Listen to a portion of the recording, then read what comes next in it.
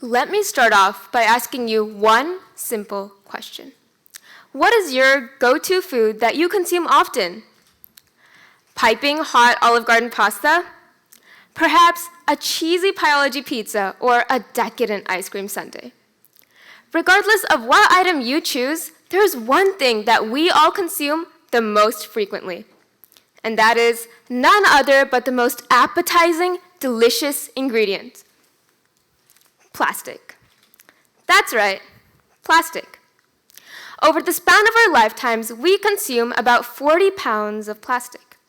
From sources as varied as a bag of Lay's chips to Sephora foundation, plastic is everywhere, but these aren't just any type of plastic. These are microplastics. And while the issue of plastic pollution has been talked about for quite a while, it hasn't been until recently that we discovered the full extent to which the issue extends to. Now, it is clear that plastic is everywhere, including the water we drink, the air we breathe, and most terrifyingly, the blood circulating throughout our own bodies. And at this moment in time, the 21st century, this issue is more prominent than it's ever been. The issue of plastic pollution has been one talked about. However, the issue of microplastic pollution is one much less known. Since I was in the first grade, I had a basic understanding of the standard saying, "Our planet is polluted." It wasn't until recently, however, that I truly understood it wasn't just our planet that was polluted, but that we, the inhabitants of the planet, are polluted as well. But to what extent? It was a rainy Tuesday afternoon a few months ago when I heard the answer to this question. As I reached for a bowl of chips that afternoon, my dad made his routine remark. "Why don't you eat some more fruits instead of these processed chips?" Having heard this comment time and time again, I continued unbothered until he said, "You know, you practically eat a credit card every week." Visa, MasterCard, American Express? I eat a credit card every week? That's right. My smirk morphed into confusion as I grappled with this statistic. Surely I couldn't be eating a credit card every week. I wasted no time in running upstairs to open my computer and confirm this statistic. And true enough, the very first search result confirmed my dad's words in bold black script.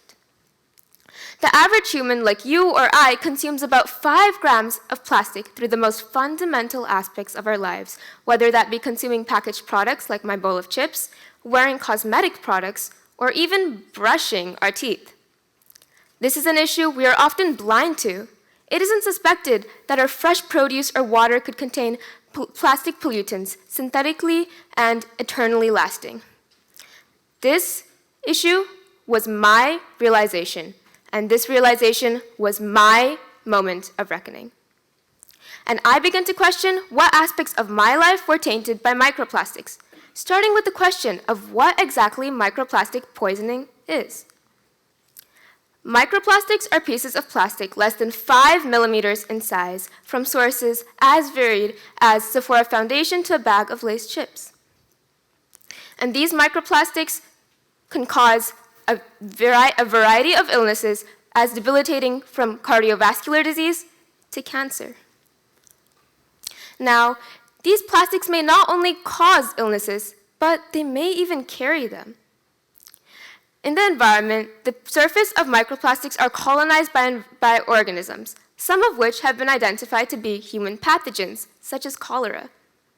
Now, these ramifications, paired with the ability of microplastics to spread easily through bodies of water, is an equation for the spread of diseases, particularly in areas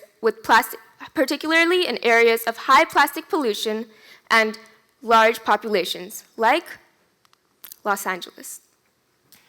Now, there's no question that microplastics are circulating throughout our environments. But through what ways do they enter our bodies to deposit within our organs? To understand this question, let's conduct a small experiment and walk through what a morning routine in your life may look like. Let's assume that you brush your teeth with toothpaste at least once a day, which I sure hope you do. At least 50% of those ingredients in that toothpaste contain plastic ingredients, waiting to be ingested. Toothpaste brands such as Crest or Colgate contain microplastic in the form of microbeads, a cheap abrasive ingredient. Think about how much plastic we consume when we brush our teeth once a day, 365 times a year. Next, say you reach for the tube of lotion on your bathroom counter, essential to keeping our skin moisturized during these dry winter months. 83% of skincare products contain microplastics, used as an ingredient to bind the product together. But how about that Sephora lipstick you bought the other day? 85% plastic ingredients. And just imagine how much of that we consume when we lick our lips or take a sip of that Starbucks drink. And the list of products continues on and on, leaving us with one agonizing question. What can be done to mitigate the impact of this issue? Now, the issue at hand may seem insurmountable. However, while governments and industries do play a role in regulating solutions, there are quite a few solutions that consumers like you and I can implement into our lifestyles. We've all heard reduce, reuse, and recycle, a phrase so redundant it feels as though it's lost its meaning. But let's truly consider this phrase and understand what it looks like to actually reduce. As the consumers, our power is within the purse.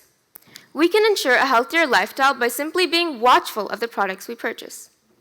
Now, this doesn't mean to quit using deodorant altogether or to stop using toothpaste.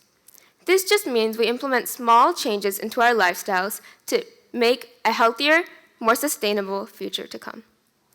Now, this can be done by, this task is as simple as reading the ingredients of your products.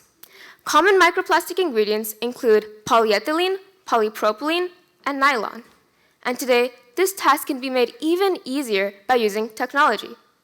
One can simply scan the barcode of a product to see if it contains microplastics in the form of microbeads, using technology such as Beat the Microbead. It's as simple as scanning the product to see if it contains microplastics and be guided towards a healthier, alternative future. Now, the time of realization in which we understand the extent to which this issue has escalated to is one of great value. However, this realization is incomparable to the moment of taking action. And when this time of action arrives, that moment is the first step to a milestone of change to come. And now, when this milestone of change has been achieved, that first step is the true moment. So let's create this moment, the time in which we secure a healthier, more better, promising future for the world to come. Thank you.